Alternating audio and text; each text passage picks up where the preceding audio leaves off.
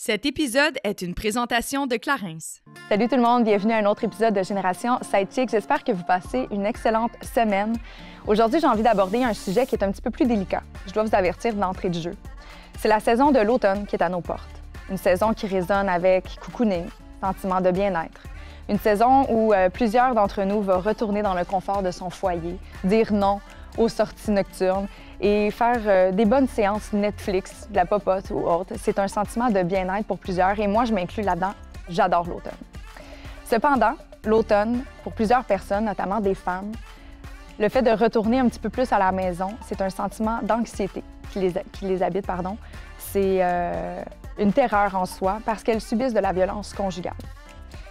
Les féminicides sont de plus en plus élevés. Le taux n'arrête pas d'augmenter d'année en année. Puis j'ai vraiment envie qu'on puisse ouvrir le sujet, parler de notre réalité et s'entraider surtout dans cette fâcheuse réalité avant qu'il ne soit trop tard. Donc, si jamais l'épisode d'aujourd'hui fait éveiller en vous des sentiments de détresse, de l'anxiété, n'importe quoi, n'hésitez pas et appelez SOS Violence Conjugale. C'est hyper important. Je vous mets le numéro en bas de l'écran ici. Il ne faut pas attendre que ça soit trop tard. Ou sinon, faites simplement appeler un ami ou une amie pour parler de votre réalité et voir quelles sont les différentes options qui s'offrent à vous. Et pour parler du sujet, aujourd'hui, j'ai envie d'échanger, de m'entretenir avec Christine Gosselin, qui est une autrice qui a écrit plusieurs œuvres, mais entre autres, la dernière, « Regardez les coulisses se répandre ». Son dernier livre dans lequel elle s'ouvre, c'est une œuvre autobiographique de façon imagée, en fait, dans lequel elle parle de sa réalité, une violence conjugale qui est vraiment assez perturbante, je dois avouer. C'est un livre que j'ai dévoré, notamment, par contre, en moins d'une heure et demie. Ça se lit très bien, puis c'est fort intéressant malgré la difficulté et la lourdeur. J'étais fâchée tout le long. Puis aujourd'hui, j'ai invité Christine pour venir parler de sa réalité, de son expérience avec nous. Et j'ai invité Léa Clermont-Dion, une de mes acolytes, qui, elle aussi, vient tout juste d'écrire un livre en lien avec la violence qu'elle a subie dans son passé. Ça va être un échange très délicat, très vulnérable. Et comme je le dis, n'hésitez pas à faire un appel si jamais vous avez besoin de quoi que ce soit ou à m'écrire en message privé si jamais je peux vous aider dans n'importe quoi. Des fois, on a juste besoin de parler puis c'est important de le faire. Avant d'inviter mes acolytes à se joindre à la discussion, c'est le temps de la Minute Clarins et là, on s'en va dans le bien-être. Mesdames, pour vous, j'ai pensé à un petit nouveau produit vraiment fort intéressant dans cette saison justement qui se rafraîchit à vitesse lumière. Ça n'a pas de bon sens, il est super humide. Puis là, pouf, il fait vraiment fret le matin, ça n'a pas de bon sens. C'est le Fresh Scrub de Clarins. C'est un exfoliant crème rafraîchissant au grain naturel. C'est un exfoliant qui est tout en douceur. Ça va venir enlever toutes les peaux mortes, les résidus, vraiment donner un coup d'éclat à votre peau. Et c'est bon pour tout type de peau. Donc, que vous ayez la peau grasse, la peau mixte ou une peau sensible, c'est un petit bijou à intégrer dans votre routine beauté cette saison. Disponible dans une pharmacie près de chez vous ou sur clarins.ca.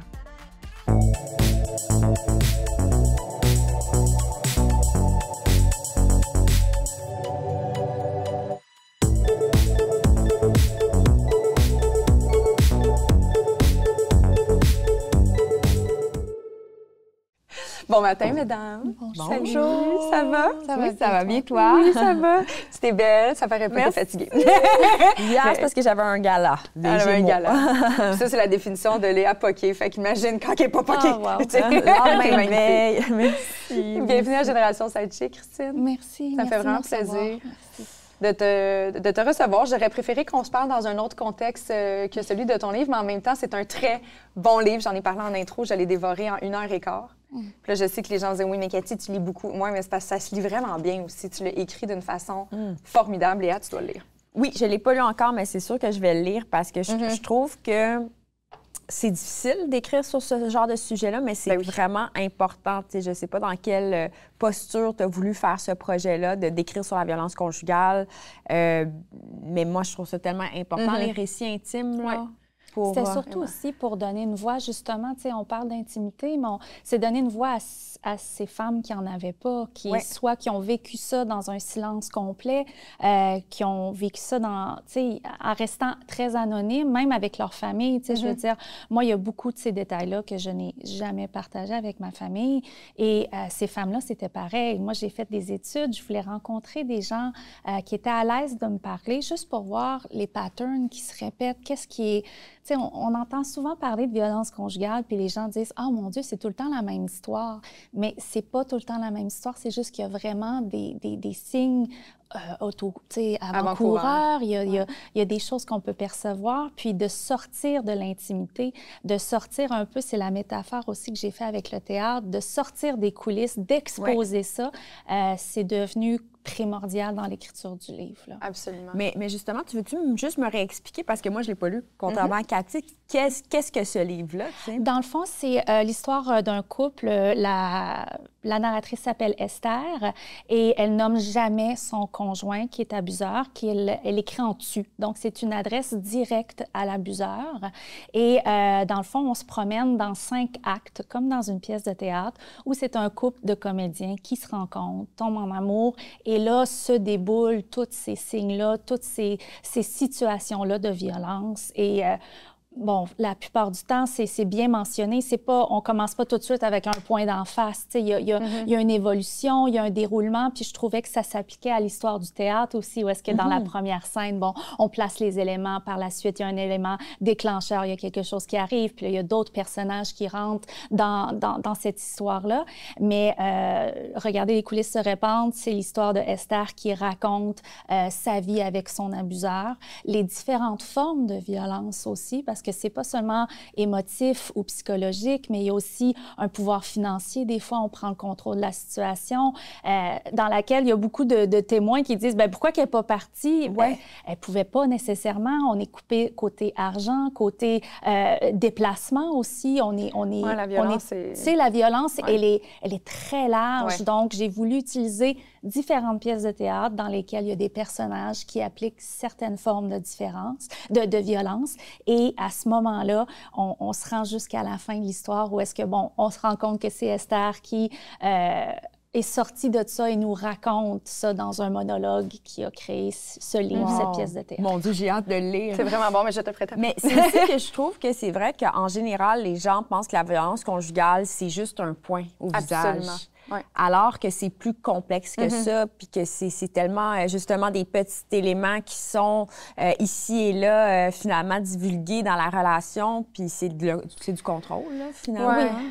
Puis qu'est-ce qui est bien? Bien, à la fin du livre, pour moi, c'est important aussi de ne pas juste raconter une histoire qui pouvait toucher les lecteurs, les lectrices, mais c'était aussi d'offrir des ressources. Donc, j'ai mis à la fin du livre les numéros pour SOS Violence Conjugale. Et lorsqu'on fait affaire avec SOS Violence Conjugale, juste sur leur site, il y a vraiment des belles façons, des beaux rappels de nous dire justement que c'est pas juste le poing dans la face. Il y a vraiment un contrôle qui est installé. C'est très insidieux. Ça arrive doucement, que même des fois, on peut penser qu'on est parano, tu sais, il fait ça parce qu'il m'aime, mais là, il est jaloux, c'est pas la fin du monde, tout ça. Mais il y a des fois, c'est des façons qu'il faut faire attention. Mais il y a des comportements qui sont banalisés ou à la limite sont, je vais dire, dénaturés de leur contexte, où les gens, ils font comme, tu sais, il était stressé ou whatever. Tu sais, il y a beaucoup de choses que dans un quotidien, puis on va pouvoir en parler, là, parce que, écoute, j'ai souligné en jaune des passages, puis j'étais comme, mon Dieu, je pourrais pas tout vous les lire, là, ça n'a comme pas de bon sens, mais il y a des trucs qui sont tellement... Tu as l'impression que c'est de la romance puis c'est de l'amour, alors que véritablement, c'est de la violence. Fait que, comme j'aime que tu le dises, Christine, justement, sur le site, je l'ai dit en intro, mais sur le site de violence conjugale, il y a plein d'outils qui sont là. Puis je me suis prêtée à un exercice parce que j'ai déjà été dans une relation violente, de multifactorielle. Il y a différentes sortes de violence, mais... Puis j'ai fait, je pensais à cette relation-là, puis j'ai rempli un questionnaire juste pour aiguiser, OK, est-ce qu'en ce moment, je vis de la violence? Et des fois, on est comme un peu perdu, justement. Parce qu'on est tous, des fois, à bout de nerfs, puis il y a des fois qu'on va réagir de façon violente. Est-ce que ça fait de nous des personnes violentes? Je ne crois pas nécessairement. Mais pour être capable d'identifier si on est dans une relation violente, j'ai fait le questionnaire en lien avec mon ancienne relation, puis j'ai fait comme... OK. Peut-être temps que tu t'en ailles, ma chum. C'était vraiment fou, là. Puis les questions, c'est pas des affaires comme, justement, on parle pas de coups de poing, là. C'est des questions qui sont vraiment multifactorielles, qui sont vraiment, à la limite, comme, c'est à s'y méprendre. Est-ce que c'est la violence ou pas? Puis eux autres sont comme, non, c'est une certaine forme de violence. C'est de la manipulation, c'est du contrôle, comme tu le disais, Léa. Mais c'est ça, parce que j'ai l'impression que, justement, on a l'image, en fait, de l'abuseur comme un peu un cliché, là. Tu sais, comme dans Des Obéir de sur Chantal Daigle, le Jean-Guy Tremblay, là, le violent, là. Tu sais, c'est comme une caricature. Ouais. Alors que des fois, la violence peut être sournoise puis peut venir de personnes qu'on apprécie, qui ont un charisme, tu sais, des manipulateurs, des narcissiques qui sont populaires et aimés, puis finalement qui ont une belle facette, mais que dans l'intime, il y a ce besoin de contrôle-là qui revient puis qui finalement détruit là, des vies. Là, on l'a vu dans les dernières années, là, toutes ces personnalités publiques qui ont été amenées à la voie publique. Exposées, c'est des personnes qui sont extrêmement charismatiques. Oui. Des personnes qui sont fort aimées, qui sont agréables à côtoyer aussi. J'ai voulu refaire sortir ça dans le personnage de l'abuseur, qui est un comédien, qui est très populaire, qui fait toutes les scènes à Montréal. Donc, dans le livre, les personnes ne peuvent pas dire « Ah, ben ce gars-là, oui, je le voyais être violent. » Puis je pense pas qu'on a le réflexe de dire ça. Lorsqu'on reçoit la nouvelle qu'un homme a causé de la violence dans un couple, dans une relation intime, on a rarement le réflexe de dire « Ah, ben oui, parce que si ça avait été le cas, on aurait fait quelque chose pour aider la victime. » Donc, il y avait cette métaphore-là dans le livre du théâtre, justement, du faire paraître que tout va bien, qu'on est en amour, il est donc bien magnifique, je suis donc bien avec lui, puis que finalement, derrière le quatrième mur, une fois qu'on se retrouve dans l'espace intime de ces deux personnes-là, bien là, la vérité sort, les vrais côtés, la violence, le contrôle, la manipulation. Donc, il y a ce jeu-là dans le livre que je voulais être sûre. Puis il y avait Manon Dumais qui fait mon entrevue pour Le Devoir à la sortie du livre en mars dernier. Elle a dit, moi, j'ai lu le livre en me disant, j'étais rendue là dans ma relation avec cet homme-là, puis j'ai quitté, j'ai bien fait Elle-même, elle avait vécu quelque chose? Elle avait vécu quelque chose de semblable dans les premiers actes, si je peux dire, de mon livre. Puis elle a dit, je suis partie au bon moment. Comme si elle voyait à quel point ça pouvait débouler vite et qu'il faut reconnaître ces signes-là avant-coureurs, puis que des fois, ça peut sauver d'une situation qui est vraiment plus grave. Mais c'est quoi, mettons, les signes, justement, que toi, tu as pu observer puis analyser? Mais lorsque je me suis basée sur mon expérience et en discutant avec d'autres victimes. C'est ça, là, je ne veux pas t'interrompre, mais juste pour le bien de la cause, pour les gens à la maison, Esther, c'est inspiré de ton histoire. Esther s'est inspirée de mon histoire et je suis allée voir d'autres femmes qui ont vécu ou qui le vivent encore. Et puis eux autres m'ont parlé dans tout anonymat et pour voir qu'est-ce qui se ressemblait. Parce que c'est pas, je veux dire, c'est pas n'importe qui. Là. Il y a quand même un moule, si on veut, mais le problème, c'est que le moule n'est pas physique. On peut pas voir un homme et dire, il a la peau verte, il est violent. Il n'y a rien qui nous crie en pleine face que cette personne-là va être violente. Mais dans les signes avant-coureurs, moi, j'ai commencé le premier que je laisse entrer en scène, si on veut, dans les premières pages du livre, c'est justement le côté charismatique et de s'aimer beaucoup. De voir en lui qu'il est, mon Dieu, il est magistral, il est bon, il est, tu sais, d'avoir une... Il n'y a rien de mal à une belle confiance en soi. Moi, je trouve ça magnifique. Mais une arrogance, une façon de rabaisser les autres pour se remonter.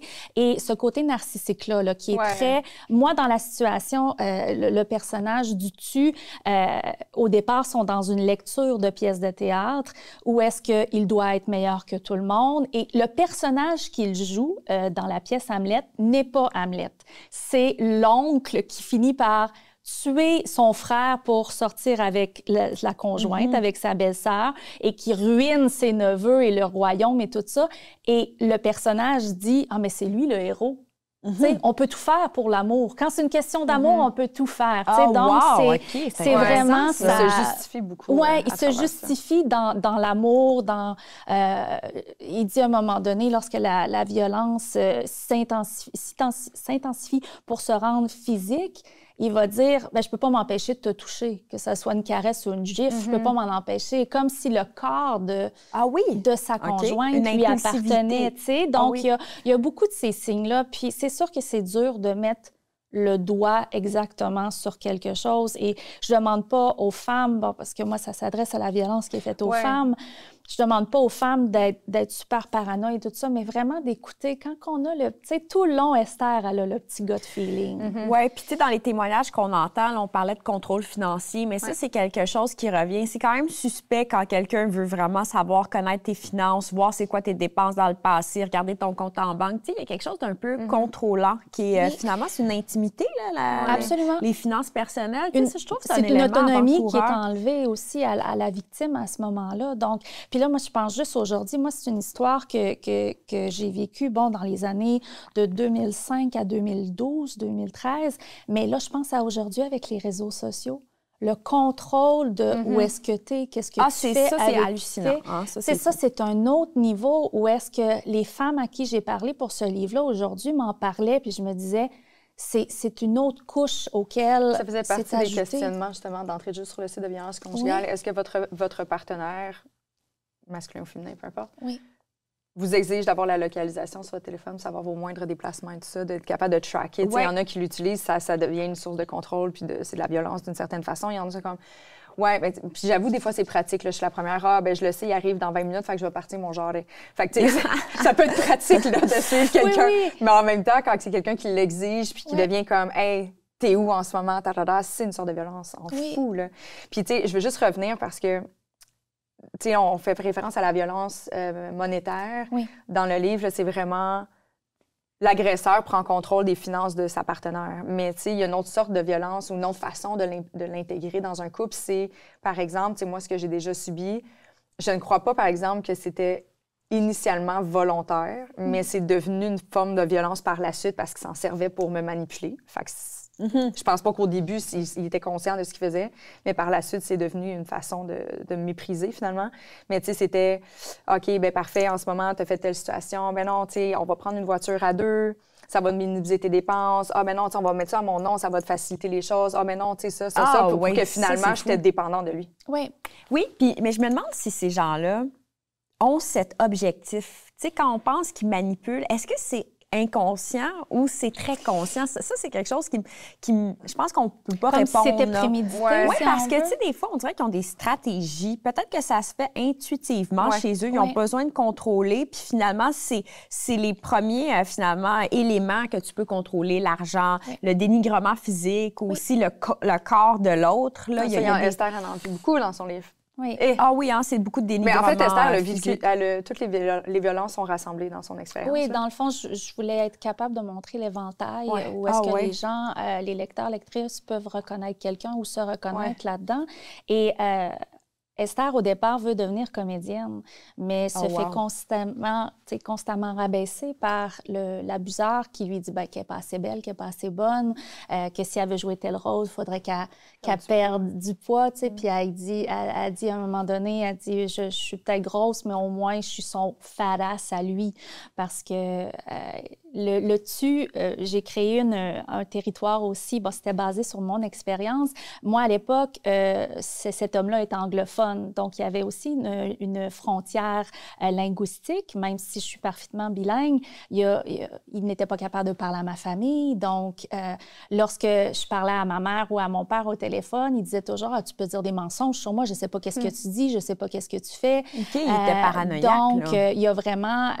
il y a eu une belle façon pour moi d'intégrer cette frontière-là linguistique qui fait que c'était une façon de démontrer qu'il y a beaucoup de victimes qui sont isolés de leurs proches. Donc, il y a vraiment une façon... C'est un autre élément, C'est un autre élément, ça. Après ça, on dit, elle n'a pas demandé de l'aide ou elle n'est pas allée en parler à ses proches. Mais souvent, c'est parce qu'il y a une distance qui a été mise entre les deux pour que l'abuseur en question, lui, il veut tout le contrôle. Comment avoir le contrôle sur quelqu'un qui va demander l'opinion de ses parents, l'opinion d'une meilleure amie? Non? Donc, il y a souvent des cas d'isolement et la façon que j'ai voulu le démontrer pour Esther, c'est vraiment dans le langage, mais ça arrive d'une panoplie de façons, que ce soit justement en limitant les contacts, les sorties, que ce soit là, je pensais juste après la pandémie, le télétravail. Donc là, la conjointe ne peut plus aller voir des collègues, tout ça, elle reste à la maison. Tu sais, le temps a fait qu'il y a tellement plus d'éléments où est-ce qu'on peut peut-être reconnaître des petits problèmes, où est-ce que là, c'est important de soit d'en parler, d'aller chercher du soutien. Oui, c'est ça, de l'aide. Toi, comment tu te fais pour t'en sortir? Moi, personnellement, lorsque je suis sortie de là, j'ai décidé que j'allais recommencer au complet. Et ça a été dans... Recommencer ta vie, tu veux Oui, dire? recommencer côté... Je n'ai aucun lien avec le théâtre. C'est encore très difficile pour moi d'aller voir une pièce de théâtre. Il y a un traumatisme. Il y a juste l'espace. J'ai souvent été dans les théâtres pour l'encourager, lui, pour le voir, lui. Là, il y a beaucoup... Puis je pense que ça s'applique à n'importe quelle situation d'une victime, qu'il va avoir des petits retours dans le passé qui sont un peu déstabilisants. Mais moi, j'avais toujours été une grande amoureuse des sports. J'ai décidé de me lancer là-dedans. L'écriture était toujours au centre de mes intérêts. Donc, je suis partie en rédaction sportive. J'ai coupé les liens. Mes amis, à cette époque-là, c'était ses amis à lui. Donc, recommencer à zéro, les amis, la confiance en soi. Le travail sur moi-même, j'ai été célibataire pendant quasiment 5 ans, je pense. À vraiment... Tu sais, c'est cliché, mais quand on dit qu'il faut s'aimer soi-même avant d'aimer quelqu'un d'autre, il y avait tout... C'est la base. Hein? C'est ça. Il y avait une grande reconstruction à faire. Oui, c'est sûr. Puis...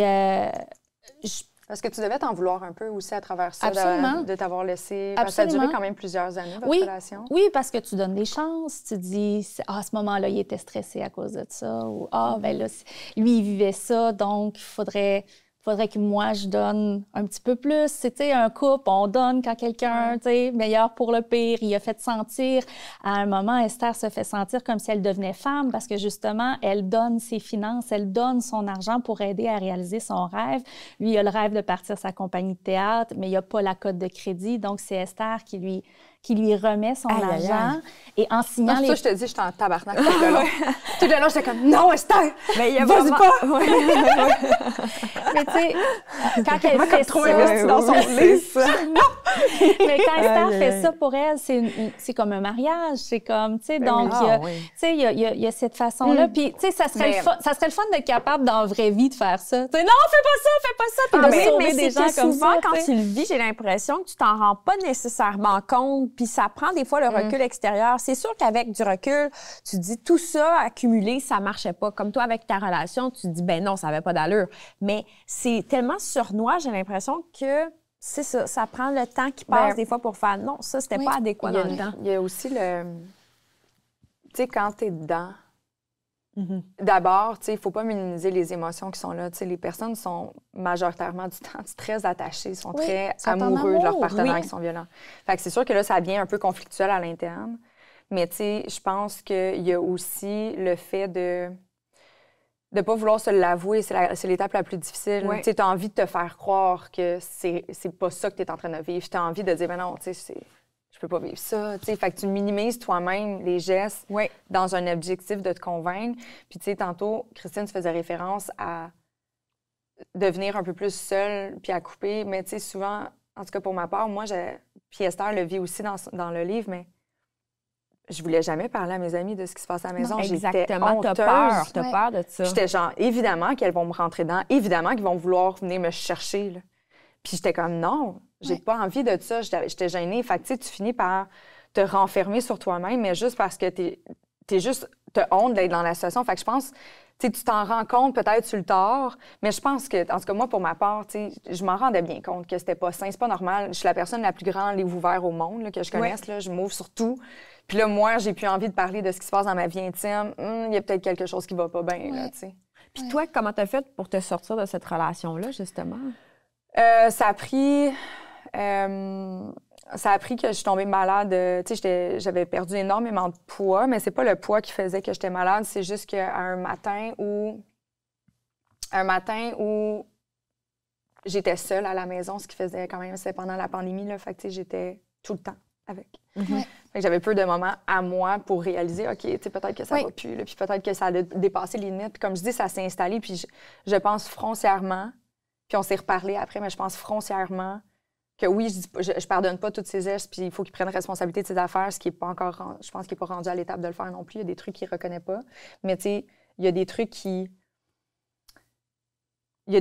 sont arrivés, puis que je pense pas que c'était ça qui était On était rendus toxiques l'un pour l'autre. Tu sais ce que je veux dire? C'est comme un build-up. Il y avait une part de complexité dans la relation aussi. Oui, on n'était vraiment pas un bon fit, mais je pense que les deux, on était comme pognés un peu ensemble en raison du contexte. Oui. Il y a beaucoup de choses, je veux pas tout mettre, je prends beaucoup de responsabilités là-dedans, dans le sens que j'aurais pu juste comme, hey, wow, clairement, toi puis moi, on se fait pas sortir le meilleur. Peut-être que dans le continuum des violences, tu n'étais pas rendu là, mais il y avait une part de toxicité, de contrôle, de... Oui. Mais je le vois après ça. Moi, c'est plus la façon de le mépris ou les commentaires. Ou il y a des trucs qui sortaient que c'était comme clairement pas moi qui faisait en sorte que ça véhiculait. Puis pour répondre à ta question, c'est la façon dont je m'en suis rendu compte. C'est plus qu'à un moment donné, je me suis regardée dans le miroir puis j'ai bien réalisé que je me ressemblais plus. C'est là que j'ai fait, faudrait peut-être que tu t'occupes de toi. Oui. Ça a été un élément comme très tangible. Je me suis regardée puis je l'ai vu. Oui. Il y a une partie de moi qui se dit, si on a le réflexe de faire ça pour soi, puis là, tu as dit que tu as eu la chance de discuter avec lui, moi il n'y a plus de discussion. Moi, ça, c'est terminé. Oui, c'est terminé, puis il n'y a pas de discussion depuis, puis je veux dire, il est resté dans son monde anglophone, c'est sûr qu'il ne lit pas ça, là, tu sais. Puis ça m'a aidé, d'ailleurs, à l'écrire, sachant que mais je pense que c'est correct de se protéger. Et c'est ça, moi, mon histoire n'a rien à voir avec ça non plus. Mais en même temps... Pas du tout le même genre. Mais en même temps, s'il y a des ressemblances, je pense que j'ai un peu d'espoir pour cette personne-là à dire que si toi, tu as réalisé de ton côté de ces choses-là, puis as été capable d'en discuter avec lui, peut-être que, tu sais, je me dis, les hommes qui écoutent ça présentement puis qui se disent « Hey, crime, j'ai des patterns des fois qui sont malsains. Est-ce que y a-tu de l'espoir pour moi ou je m'en vais, tu sais, à la fin de cette grosse histoire-là de violence, c'est tout ça, tu sais, je me dis, s'il y a de l'espoir, où est-ce qu'on peut ouvrir les portes puis faire « Remarques-tu que tu fais ça? » Je pense qu'il y a une discussion qui peut arriver parce que autant que je pense qu'on a une responsabilité envers les victimes, pour les aider, pour les soutenir, pour leur donner ce qu'ils ont besoin, que ce soit du côté judiciaire, policière ou des ressources comme SOS Violence conjugale.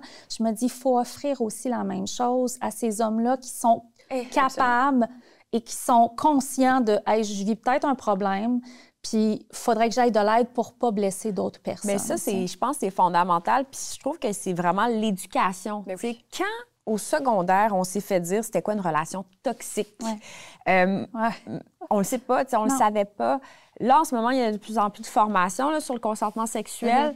Puis moi, je travaille dans ce milieu-là là, avec mon université, puis on travaille sur une grosse campagne dans toutes les universités cégep. Mais il y a quelque chose qui m'est apparu comme clair, c'est vraiment la notion de relation intime, qui est toxique, puis comme savoir aussi c'est quoi, que le gars sache c'est quoi également. Parce que le gars peut devenir, je dis gars parce que c'est beaucoup, la violence malheureusement, c'est souvent perpétré par des gars, mais sans le savoir, parfois peut-être qu'ils peuvent adopter des comportements qui sont très malsains. Puis en ce moment, on est quand même dans une ère de polarisation où, tu sais, les dénonciations de violences à caractère sexuel puis conjugal sont des fois mal vues par les plus jeunes générations qui se disent, ben coudonc, tout le monde est des agresseurs, tout le monde est des prédateurs. Donc on dirait qu'il y a comme une méfiance.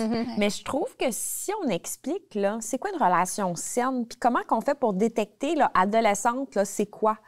Je parlais de ça avec une amie hier qui me racontait qu'elle avait vécu une situation de violence adolescente. Puis justement, c'était contrôle financier, c'était on magasine ensemble, puis je te dis comment t'habilles, etc. Puis ça virait finalement violent. Mais ça, pour moi, c'est comme fondamental, l'éducation. Puis, tu sais, on parle d'éducation, mais moi, je pense juste à, moi, la façon que j'ai été élevée dans la cour d'école, que j'ai vécu dans la cour d'école, il y a un petit gars qui t'écœure, il t'aime. On écœure ce qu'on aime. Il est méchant avec toi, il doit avoir un kick sur toi. Là. Mais non, ça devrait pas être vu comme ça.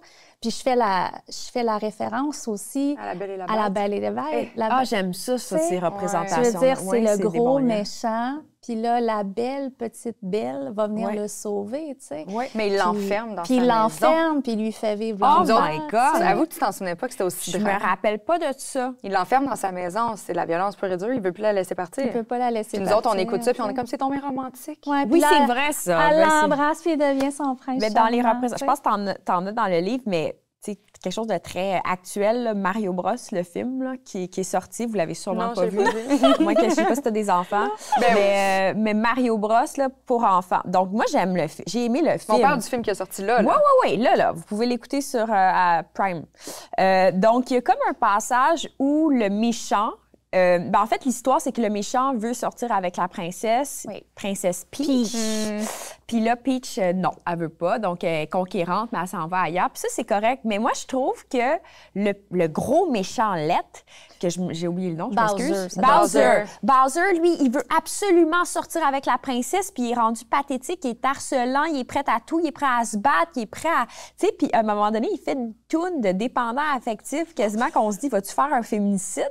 Ah, mon Dieu! Non, mais c'est vraiment...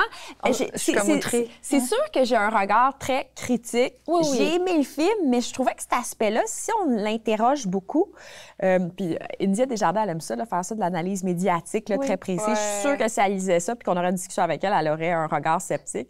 En tout cas, salut India si tu nous écoutes. Mais c'est ça, cette scène-là, je la trouve avec du recul un peu bizarre, l'idée, puis cette trame narrative-là de Bowser qui veut vraiment sortir avec la princesse, elle veut pas. C'est comme cliché, en fait. Je suis comme... Puis ça...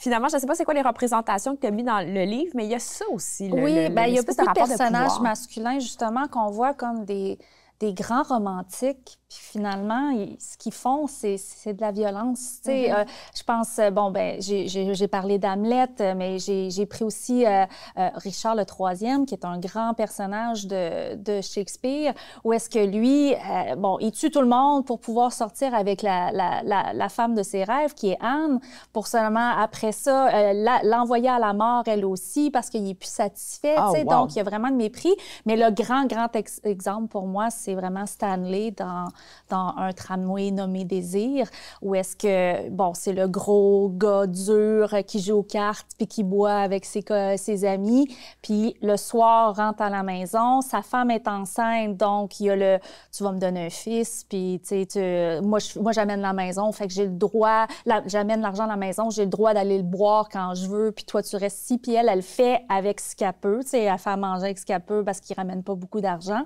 Et lorsque la sœur de Stella arrive, Blanche, qui est connue pour être, bon, un peu frivole, un peu plus sexy, sensuelle, bien là, elle devient sa victime sexuelle à lui. Donc, on a dans une pièce de théâtre que Tennessee Williams lui-même avait admis avoir écrit parce que lorsqu'il était en Nouvelle-Orléans, aux États-Unis, à cette époque-là, il disait il y a tellement de femmes qui se font battre puis qui se font maltraiter par leur mari, puis il n'y a personne qui en lit. Donc, c'était une critique sociale que lui-même a décidé de faire à titre d'homosexuel. Lui, il voyait que c'était quelque chose qui ne pouvait plus contrôler ou aider, où il fallait qu'il trouve un moyen. Donc, il écrit ça.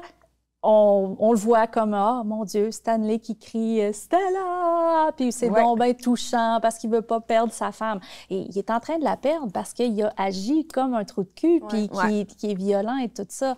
Donc, il y a ces insertions de personnages-là pour que... Je trouve que souvent, lorsqu'on va regarder un film, on voit une pièce, tout ça, on va se retrouver dans un personnage. Et si jamais la lectrice, j'espère qu'aucune de mes lectrices ne se retrouve dans les pieds de Esther, mais si jamais c'est le cas, elle peut reconnaître qui est son Stanley ou qui est son Richard le Troisième, puis d'avoir des rappels comme ça. Ah oui. Il y a quelque chose qui m'avait... qui m'a quand même... qui est venu me chercher, mais émotivement, puis je trouve ça dommage, mais tu sais, parce qu'on revient, mettons, à l'éducation des hommes et tout ça, tu sais, il y a une scène où Esther est à la maison, elle prépare le souper, puis ses beaux-parents qui sont là. Oui. Puis sa belle-mère est comme semi-consciente, je pense qu'elle est un peu dans le déni, elle est consciente, mais elle ne veut pas se dire que son fils il est violent avec sa bru. Là, elle ne veut pas aller là, mais comme elle a un échymose sur la lèvre, puis elle est comme un peu... Elle voit qu'il y a quelque chose qui cloche, mais tu sais, en tout cas, on laisse sous-entendre qu'elle ne le réalise pas 100 %, mais elle s'en va quand même la flatter, puis elle dit, tu sais, mon fils a toujours eu besoin d'un support maternel, nanana. Fait que c'est comme s'il est pardonné, il est comme excusé. Ah, mais c'est pas sa faute, pauvre petit gars, il a besoin d'une maman, il a besoin de quelqu'un. Il y a beaucoup de ça, des fois, j'ai l'impression. On parle de l'éducation, mais tu sais, c'est tellement important la façon qu'on agit avec des personnes ou, tu sais, une autre scène où on arrive devant un vent public, puis il y a ses voisins, les voisins qui sont là, puis ils se questionnent, puis après ça, ah, ben on retourne à la maison.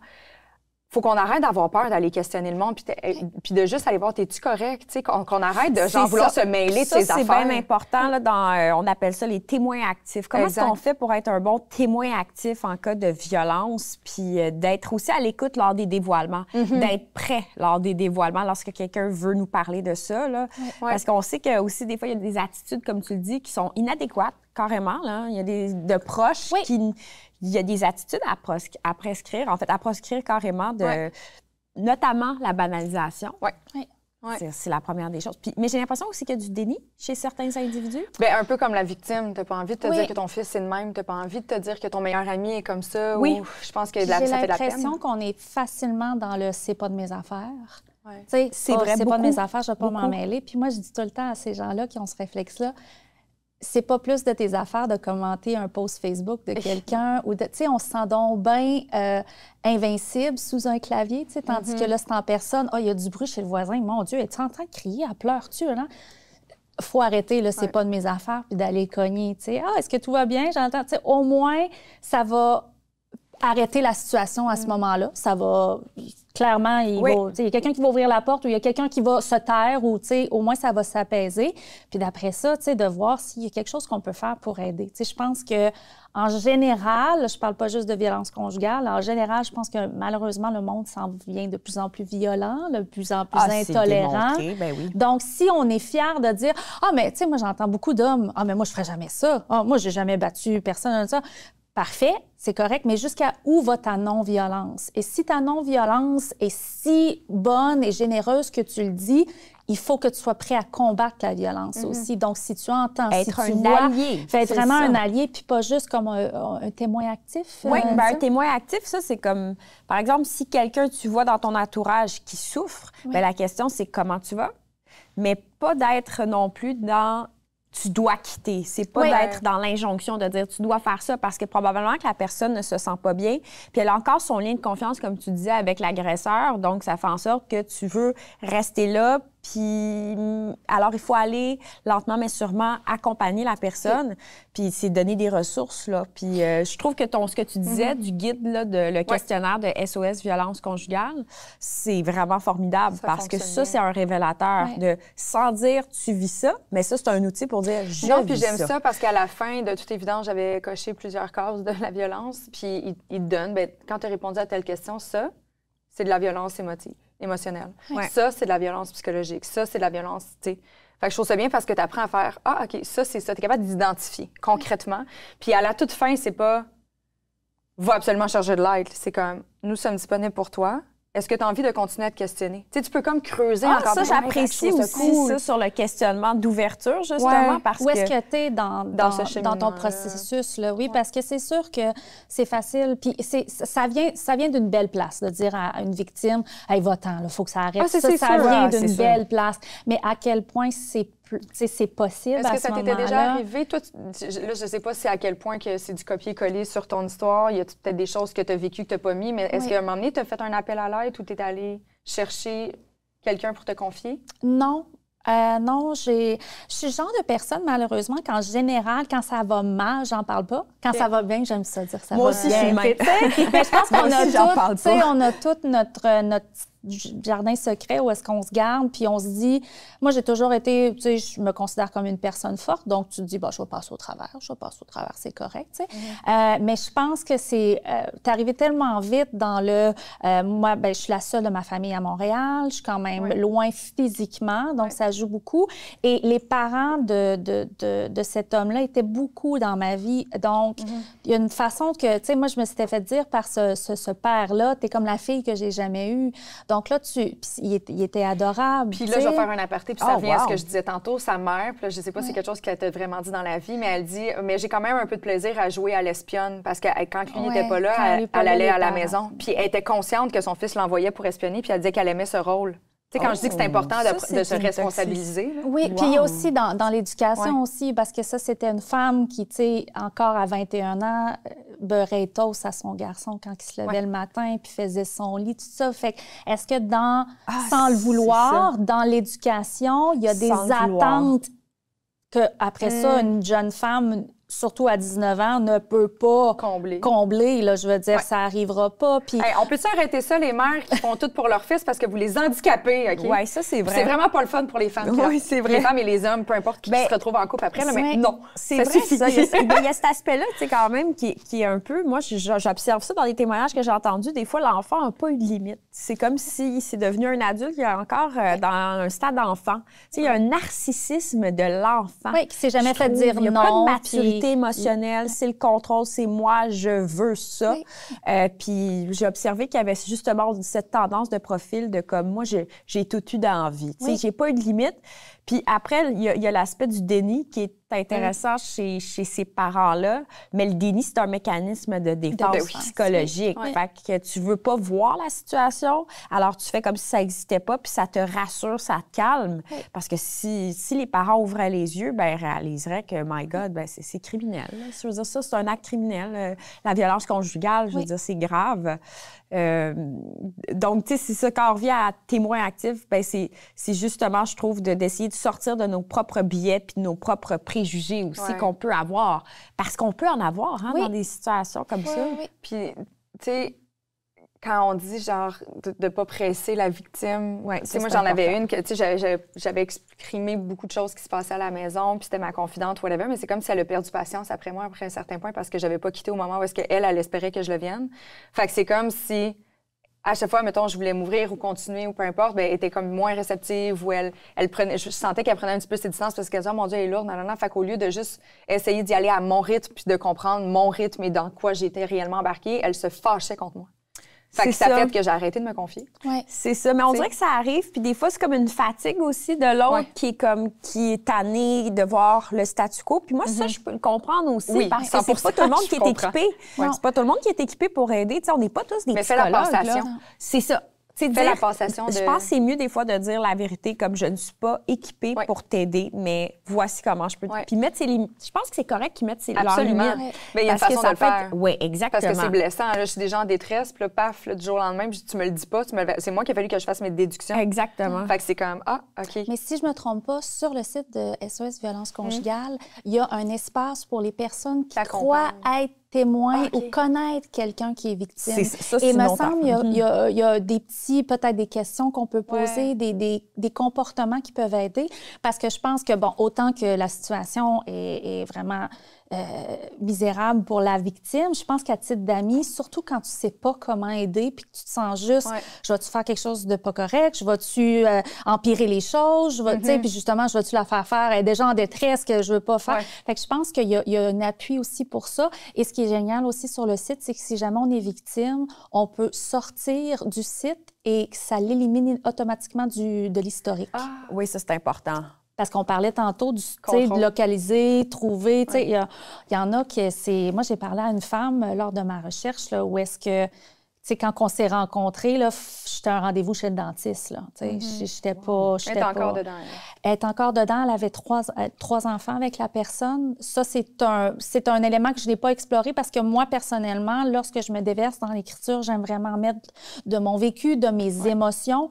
Et il y avait j'avais un nœud au ventre à penser que faire lorsque tu fais partie d'une violence. Tu sais, tu es au sein d'une violence conjugale, puis tu as des enfants qu'eux, ils appellent papa. Là, ça, je veux dire. Épouvantable. Voilà, c'est une autre dynamique. C'est une autre dynamique complètement où est-ce que je trouvais que j'avais pas les moyens personnels d'offrir cette histoire-là, mais ça arrive, tu sais, je veux dire, faut en parler de ça aussi. C'est même des fois un élément déclencheur, une grossesse. Tu sais, pour la violence conjugale, là, souvent, là, ça, tu sais, comme on l'a vu encore dans Désobéir avec Chantal Degg, il y a des éléments de violence là, qui arrivent quand elle est enceinte, ce qui fait en sorte qu'elle veut se faire avorter. On la comprend. Mais c'est ça, donc, je sais pas pourquoi, mais c'est prouvé que quand une femme est enceinte, là, c'est comme si l'homme violent, le père violent, se déversait contre le bébé, était jaloux de la présence de l'enfant. Tu sais, l'affaire de narcissisme. Oui, la possession du corps par quelqu'un d'autre. La possession du corps, donc c'est comme, là, il y a comme dégoût, dénigrement du corps de la femme enceinte, ce qui est complètement hallucinant. Violence physique, souvent, tu sais, ça arrive là, puis après, ben ça dégénère totalement. Il y a l'aliénation parentale aussi, le fait de comme, mettre l'autre parent comme un diable. Bien, ça, je pense que c'est plus partagé entre hommes et femmes. Là. Je pense que c'est à peu près équivalent des hommes et des femmes qui font l'aliénation parentale. Puis c'est extrêmement triste. Mais tu sais, combien d'histoires de divorce et de séparation qui ont fini en tragédie? Tu sais, les histoires de féminicide aussi qui sont nombreuses. Tu sais, c'est l'acte fatal de la violence conjugale, là, tuer une femme. C'est horrible, mais ça arrive beaucoup en situation de séparation. Moi-même, c'est quelque chose qui m'a toujours effrayé, les séparations, parce que je trouve que ça sort le plus laid de l'humain. Puis c'est après ça, c'est quand on joue sur le « mais pourquoi t'es pas partie ?» Puis là, on a des exemples de ben, telle et telle et telle victime, lorsqu'ils sont partis, ils sont fait tuer. Il y a tout ça, il y a le déni, d'arrêter de penser qu'il va peut-être changer. Il y a une croyance aussi que ça peut changer. Mais après ça, il y a la peur aussi, avec tout ce qu'on voit dans l'actualité. Moi, c'est une des raisons pourquoi j'ai commencé à écrire ça. J'ai commencé à écrire ça l'année de la pandémie, où est-ce que je trouvais qu'il y avait une annonce de féminicide à toutes les 2 semaines. La pandémie, tu parlais de la pandémie. Être enfermée dans une maison avec quelqu'un qui est toxique, je veux dire, les femmes n'avaient plus de liberté là, de partir. Ça a été un élément de croissance des violences conjugales, mais totale. Ouais. Donc, c'est fou. Les maisons d'hébergement, écoute... ça explose. Oui, c'est ça. Ça n'avait pas d'exploser. Mais tu sais, j'en ai fait une référence en intro, mais tu sais, mettons juste l'automne, tu sais. C'est la saison du cocooning, c'est la saison où on retourne à la maison, le confort. Puis il y en a plein que pour elles, c'est peut-être genre hyper anxiogène parce qu'on comme je vais juste être encore plus pognée avec lui. Oui. C'est pas le fun, là. Ouais. Puis là, je sais qu'il y en a qui nous écoutent puis que vous êtes en Europe puis vous comprenez pas ce qui se passe. Ah, il y a du monde qui nous écoute en Europe? Oui! nos parts, c'est ça que je disais avant, nos parts d'Europe ont augmenté 5 dans les 2 dernières semaines. Je suis comme, mais qu'est-ce qui s'est passé? Bonjour les gens en Europe. Mais tu sais, c'est parce qu'au Québec, quand l'hiver arrive, on se cache puis on fait des soupes. Ouais. C'est ça qui se passe. Mais il y a l'aspect très... On aime ça, d'ailleurs. Oui, c'est vrai. C'est un élément être quelque chose qui est vraiment anxiogène. Nous autres, on voit ça comme, moi, je suis super contente d'aller acheter mes chandelles à saveur d'épices. J'adore l'automne. Mais ça, bon. Mais c'est vrai que ça vient une réalité où est-ce que il y a différents éléments, il y a différentes situations, puis ça va venir dans l'éducation, dans le soutien qu'on va pouvoir minimiser ou de diminuer le nombre de situations comme ça. T'sais. Exact. Mais ça a été pour moi la raison pour laquelle j'ai voulu écrire ce livre-là. Et j'espère que ça va être une raison pour laquelle les gens vont vouloir le lire, puis aussi s'éduquer ou se reconnaître quelqu'un. Ouais. Donc, ça vient... C'est tout venu de ça. Ah, mais c'est... Je te pose une question. En date d'aujourd'hui, est-ce que tu t'es pardonné? Oui. Est-ce que tu y as pardonné ou tu penses que c'est quelque chose qui est quand même... J'ai pardonné à tout ce qui était... même la maman, même la mère de lui. Oui, parce que pour moi, je pouvais pas... Je pense que pour me pardonner, je devais pardonner aux autres personnes incluses là-dedans. Puis, je voulais pas vivre en colère. Je veux pas vivre ma vie en colère. Puis, je me dis... J'étais jeune, je voulais que ça fonctionne. Je voulais être en amour, puis moi, c'était mon premier amour, fait que je nous voyais genre, c'est mon college sweetheart, puis on est encore ensemble, puis on a vécu tout ça, puis on est encore ensemble, Fait que pendant longtemps après ça, j'ai vu que ma persévérance venait de tout ce qui est bon en moi, puis ça m'a permis d'atteindre, un pardon, puis un calme, puis, je dis pas que ça s'est fait comme ça, mais où est-ce que je suis rendue aujourd'hui, puis comment je me sens face à ça, oui, absolument. Mais tu as l'air tellement bien en passant, tu as l'air zen, tu as l'air à l'aise, puis je trouve que ça paraît que tu as comme une distance par rapport à la situation. Oui. Bien, il y a ça aussi, on parlait tantôt, genre, comment qu'elle s'en rend pas compte et tout ça. Quand on est proche là, de la situation, là, on a la face dedans, là, c'est très dur de voir. Puis je pense que pour moi, ce qui m'a empêchée d'écrire pendant longtemps, c'est que j'étais encore trop près de ça.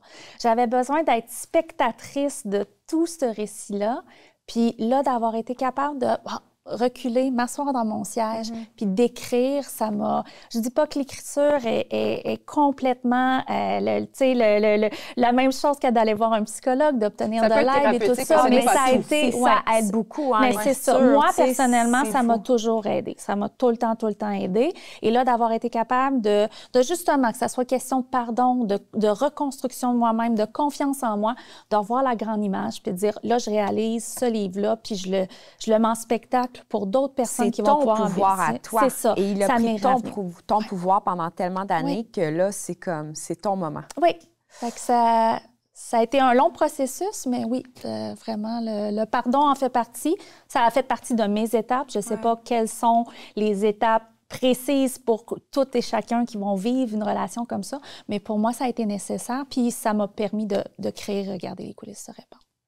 Un gros merci. Merci, c'était vraiment intéressant. Parce que ça non passait seulement, trop vite. Vraiment. C'est une lecture, qui était très agréable à lire, malgré la lourdeur du sujet, on va se le dire. C'est très bien écrit. Merci. Ah ben là, j'ai hâte de lire ça. C'est magnifique. C'est parce que j'ai reçu tellement de livres à la rentrée que là, je suis comme... C'est la rentrée. Il y a beaucoup de livres, il y a beaucoup de livres qui sont publiés, puis c'est important de le souligner quand c'est bien écrit, quand c'est bien fait. Ouais. Donc, je ne l'ai pas lu, mais je fais confiance à Cathy.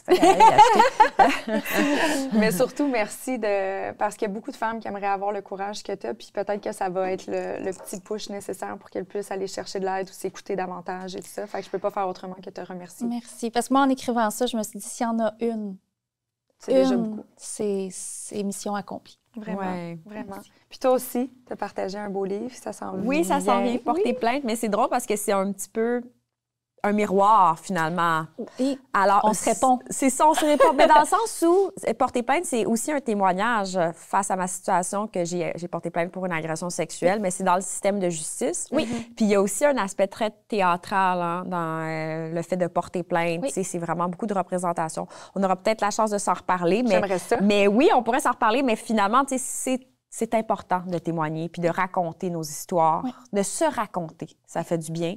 Puis je suis contente de te rencontrer pour ça, tu sais, parce que des fois, on a des doutes, hein? Oui. Quand on écrit, là, on se dit, coudonc, on ne va pas déranger, qu'est-ce que je fais? Mais c'est tellement salvateur. Écoute, on le fait pour nous. Oui. Je pense, hein?